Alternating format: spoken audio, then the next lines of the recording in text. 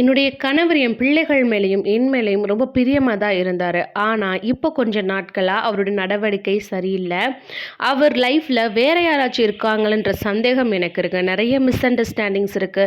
நெறைய சண்டை வருது. என் குடும்பம் இந்த இடத்துலயே உடைஞ்சு போயிருமோன்னு பயமா இருக்கு ஏசப்பா. நான் அழுதுட்டுருக்கேன். உங்ககிட்ட தான் இன்னைக்கு ஏசப்பா பேசணும்னு நெனைக்கிறாங்க. வாங்க வீடியோக்குள்ள போலாம். Hi friends, welcome to Mount of the Christ. My God is so big and so strong and so mighty. ஏசப்பா, என் லைஃப்ல நடக்கிற பிரச்சனையெல்லாம் பார்த்துட்டு உங்க முகத்தை நீங்க திருப்பிக்கிட்டீங்க அப்படின்னு ஏசப்பாவை பார்த்து நீங்க கேட்குறீங்கல்ல. ஆனா அவர் உங்ககிட்ட என்ன தெரியுமா சொல்லணும்னு நினைக்கிறாங்க? பிலிப்பியர் 1வது அதிகாரம் 5வது வசனத்தை வாசிச்சு பாருங்க. உங்களில் நற்கிரியை தொடங்கினவர் அதை இயேசு கிறிஸ்துவின் நாள் பரியந்தம் முடிய முடிய நடத்தி வருவார் என்று நம்புங்கள். ஆக்சுவலி இந்த கல்யாணம் அப்படிங்கிற விஷயம் வந்து ஒரு 2 ஃபேமிலி சம்மந்தப்பட்டது கிடையாது. அது கர்த்தரால் ஏற்படுத்தின ஒரு காரியமாக இருக்குது. ஸோ அவர் வந்து உங்களுக்காக நியமித்த இந்த உறவை பாதியில் முறிந்து போக விடவே மாட்டார். நீங்கள் கஷ்டத்தின் மத்தியில் நீங்கள் இருக்கீங்க, நீங்கள் அழுகிறீங்க அப்படின்னு சொல்லி அவளுக்கு தெரியும். ஆனால் இந்த கஷ்ட காலம் உங்களுடைய தோல்வியின் காலம் இல்லை, இது ஒரு ஜெயத்தின் காலமாக இருக்குது. கர்த்தர் உங்களுக்காக இந்த காலத்தில் யுத்தம் செய்வார். நீங்கள் விசுவாசத்தோட ஜெபம் பண்ணுறதை மட்டும் விட்டுறாதீங்க. செகண்ட் காரியம், நீ வந்து என்னை விசுவசிக்கிறேல, ஏசப்பா சொல்கிறாங்க, நீ என்னை விசுவசிக்கிறேல, விசுவாசம் என்றைக்குமே நீங்கள் வீணாக போகவே போகாது அப்படின்னு சொல்லி உங்களுக்கு அஷூரன்ஸ் கொடுக்குறாருங்க. உங்களுடைய ஒவ்வொரு ஜெபத்தையும், உங்களுடைய ஒவ்வொரு கண்ணீரையும் அவர் பார்க்குறாரு. கஷ்டம்தான்.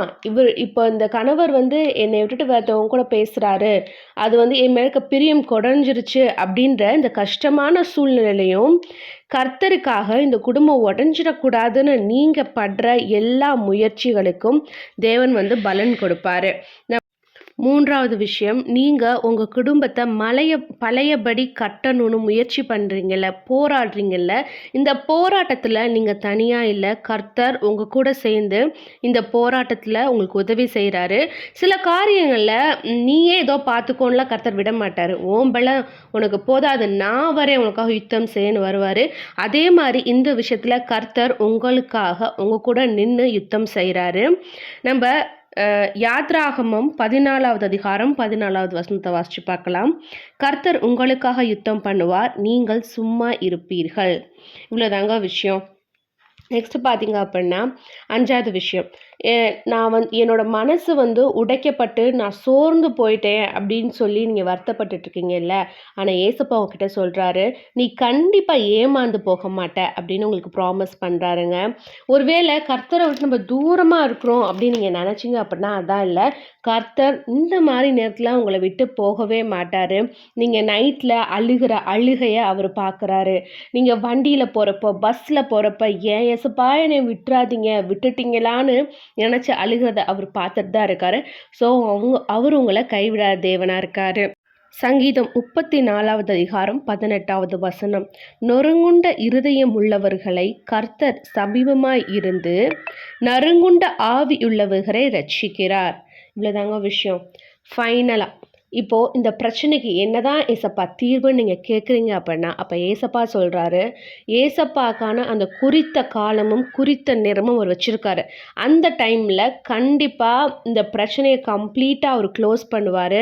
நீங்கள் விசுவாசத்தோட மட்டும் இருங்க. ஒருவேளை சண்டை கூடிக்கிட்டே இருக்குது, இல்லைன்னா உங்கள் ஹஸ்பண்ட் அப்படியே இன்னொரு பக்கம் போயிடுவாருன்ற பயம் இருந்துச்சு அப்படின்னா, நீங்கள் இன்னும் கொஞ்சம் ஆழமாக ஜெபம் பண்ணுங்கள், இன்னும் விசுவாசமாக ஜெபம் பண்ணுங்கள். என்றைக்குமே தாமதம் மறுப்புக்கு மறுப்பு கிடையாது. ஸோ நீங்கள் விசுவாசத்தோட ஜெபம் பண்ணுறதை மட்டும் விட்டுறாதீங்க. ஒவ்வொரு நாளுமே தேவன் உங்களுடைய புதிய கிருபையால் நிரப்புவார்.